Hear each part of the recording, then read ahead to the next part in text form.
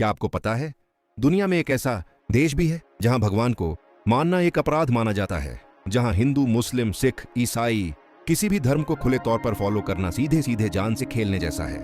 हम बात कर रहे हैं नॉर्थ कोरिया की। यहाँ सरकार का आदेश बिल्कुल साफ है।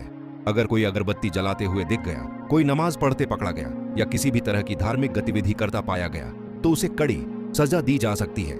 कई मामलों में ये सजा सीधे मौत तक पहुंच जाती है। नॉर्थ कोरिया में सवाल ये नहीं है कि आप किस धर्म को मानते हैं, यहाँ सवाल सिर्फ एक है, आप किसके प्रति वफादार हैं। असल में नॉर्थ कोरिया में सिर्फ एक ही धर्म मान्य है और वो है किम परिवार के प्रति अंधी वफादारी।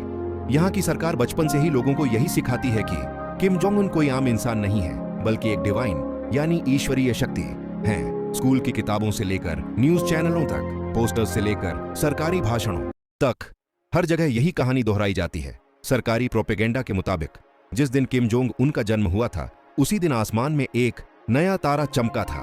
कहा जाता है कि उस दिन मौसम बदल गया और पूरी धरती ने एक महान नेता के जन्म का स्वागत किया। लेकिन हकीकत कुछ और ही है। असल में किम जोंग उन का जन्म एक सोवियत मिलिट्री कैंप में हुआ था। यानी एक तरफ सरकारी कहानियां और दूसरी तरफ सच्चाई। इतना ही नहीं, नॉर्थ कोरिया का प्रोपेगेंडा ये तक दावा करता है कि किम जोंग उन अपने मन से मौसम तक बदल सकते हैं। बारिश हो या धूप, तूफान आए या ठंड पड़े, सब कुछ उनकी इच्छा से होता है, ऐसा लोगों को बताया जाता है। इसका मकसद बिल्कुल साफ है, ताकि जनता उन्हें सिर्फ इंसान नहीं बल्कि भगवान से भी ऊपर माने। नॉर्थ कोरिया में हर एक घर में किम जोंग उन या उनके पिता की तस्वीर होना कानूनी तौर पर अनिवार्य है। ये तस्वीर सिर्फ दीवार पर टंगी एक फोटो नहीं होती, बल्कि वफादारी का सबूत मानी जाती है। यहाँ तक कहा जाता है कि अगर किसी घर में आग लग जाए और एक तरफ आपका बच्चा हो और दूसरी तरफ किम परिवार की तस्वीर, तो पहले तस्वीर को बचाना देशभक्ति माना जाता है।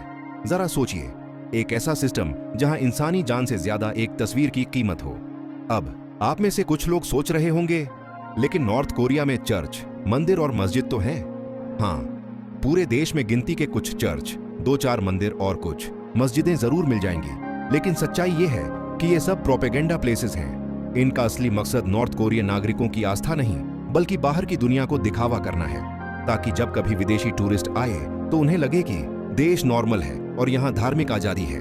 असलियत ये है कि आम नॉर्थ कोरियन नागरिक इन जगहों पर आजादी से जा ही नहीं सकता। नॉर्थ कोरिया में किम परिवार की विचारधारा के अलावा किसी भी धर्म को फॉलो करना एक सीरियस क्राइम माना जाता है। यहाँ मामला आस्था का नहीं, बल्कि पूरे सिस्टम पर कंट्रोल का है। नॉर्थ कोरिया एक ऐसा देश है जहाँ भगवान नहीं पूजे जाते, सरकार पूजी जाती है, जहाँ डर को आस्था बना दिया गया है और वफादारी को धर्म। अब आपकी बारी है सोचने की, क्या दुनिया में ऐसे सिस्टम को कभी सही ठहराया जा सकता है?